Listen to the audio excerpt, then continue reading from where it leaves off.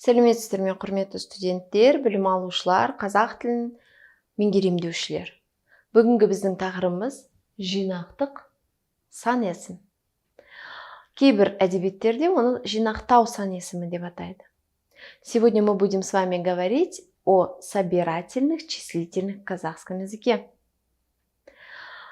В русском языке есть прекрасный эквивалент, то есть абсолютное совпадение, хотя это очень редкое явление, когда какие-то грамматические категории совпадают, потому что русский и казахский языки, они не генеалогические, не типологические, не родственные, не схожие языки. Но вот здесь такое хорошее совпадение, что в русском языке от 1 до 7, нет, от 2 до 7, ну, главное, что тут до 7. И в казахском языке от 1 до 7 употребляются собирательные числительные. В переводе отвечает на вопрос «нищил» – «сколько?». Употребляются аффиксы «ау», «еу», только 2 фонетических варианта. В переводе это будет «біреу» – 1, а вот «екеу», «үшеу», «төртеу», «бесеу», «алтау», «жетеу» это будет 2, 3, 4, 5, 6, 7. Как в казахском языке нету слова «сегзеу», так и в русском языке, насколько я знаю, нету слова 8. Ну, это грамматически, наверное, неправильный вариант. Только до 7, и в казахском языке тоже «жетеу». Здесь особо ничего другого говорить нечего, но есть особенность такая, что этот вид числительного, собирательно-числительного, можно просклонять по лицам.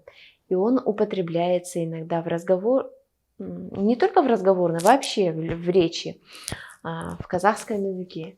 Например, «мен біреумін».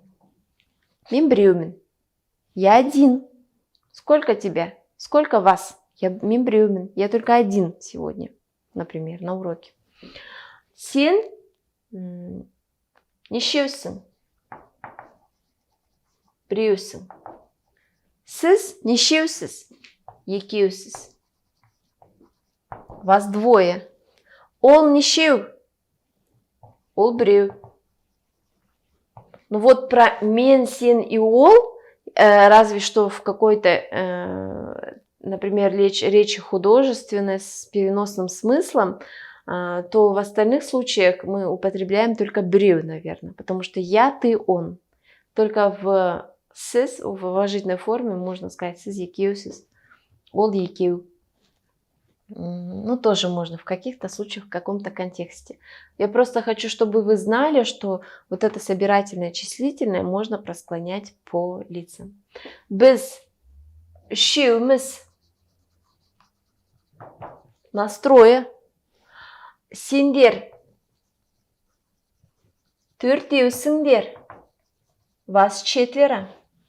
Сіздер жетеусіздер.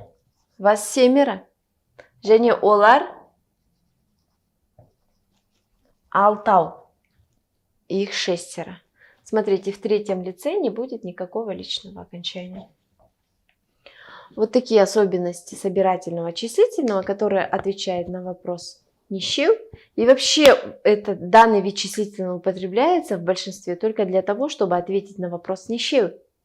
«Нищил». И в ответе мы только употребляем «екеу», «үшеу», «төртеу», «бесеу». Я думаю, что данная тема для вас будет полезной. Для того, чтобы закрепить ее, выполните все практические задания под этой видеограмматикой. Назарларыңызға рахмет, мен сіздерге сәттілік тілеймін.